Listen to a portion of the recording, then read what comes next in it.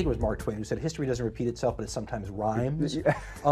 It's not that history is so cyclical, it's that there's a constant element in it, and it's us, right? It's human beings. What did Shakespeare say? You know, all the world's a stage and all the people merely players. The tapestries change. But if you could pull people out of the past, other than the fact that they're going to seem like different cultures because they were raised in completely different environments, they're still people, right? If you measured them with sensory equipment, they're gonna score the same. And so that's why it seems similar. So when you look back, for example, at the fall of the Roman Republic, you have two things that are similar. One, human beings, so with the same passions and desires and foibles and all that, and then you have systems. So the reason people always look at Rome, the Republican, everybody thinks empire, but it's the Republic that's similar, is because when you have a government that is formed, because ours was deliberately modeled on some of those, so you have a similar system, and then you throw human beings into it, you're going to see things that are similar, because there are patterns that are going to reemerge. Does that give you any predictive value? Absolutely not. Right. History doesn't teach you how, for example, I love the right wing always tells you that, you know, the Hitler and Munich and appeasement taught you can't do that. No, it doesn't. It taught you what you can do with Hitler in that situation at that time. The variables mess that up. So history doesn't teach you how to act, but it can tell you a lot about who we are. So it's just humans, really. It's just humans within the time frame that they happen to live. Humans and systems, right? Human systems and culture. Because you can take people even now from different cultures. I mean, if you took people from a completely different culture right here, go to Central Africa and replace all the Americans tomorrow and take them and put them in Central Africa, take all the Central Africans, put them in the United States and say, here's your system, Donald Trump's your president, and you have a midterm election in 2 years. Get going. Do you think there's going to be a few differences in the voting patterns? And so you have to factor culture, systems, and us into the equation. But that's why history is important, because it really teaches you about us as a species through cultures and through time. Yeah, that's a beautiful way to phrase it.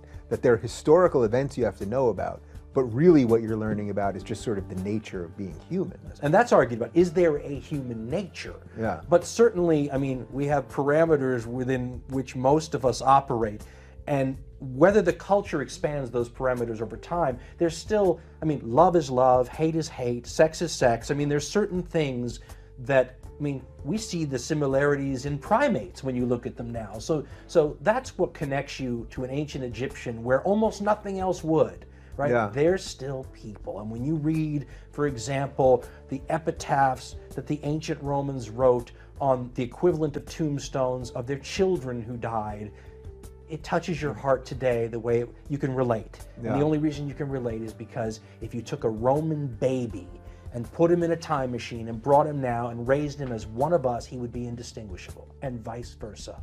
Yeah. You would like watching public executions for entertainment if I took you as a child and raised you back in the Middle Ages. Yeah.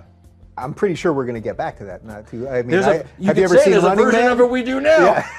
Yeah, exactly. We're not that far from it. You know, we really aren't. And by the way, there are parts of the world, Saudi Arabia, they're beheading people on the streets and plenty of people watch and cheer and all that. Are they that much different than us, or is their system, and I guess that's what you would argue, the system around them has just led them to cheering that, right? It's not culture. It's maybe culture. Systems lock you in, like a republic locks you into certain things. For example, in Rome, the part that just, you know, you look at it and you just go, gosh, it looks so similar, is campaign contributions and money and favors with powerful people and the ability of the powerful to influence. I mean, the wonderful part of Roman Republic history for me is when you read about the attempts, for example, of the people who were known as the Gracchi. The Gracchi brothers are famous as the you would call them the champions of the poor today. Maybe like you would say the Bernie Sanders types or whatever.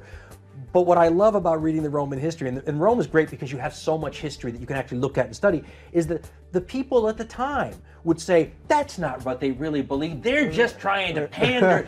It sounds so much like... They were being paid off by the Koch brothers. That's right. And so when you read it, you just go, that's a systems thing, right? Their system looks like our system, and because of that, you throw human beings, as they always are, into that system.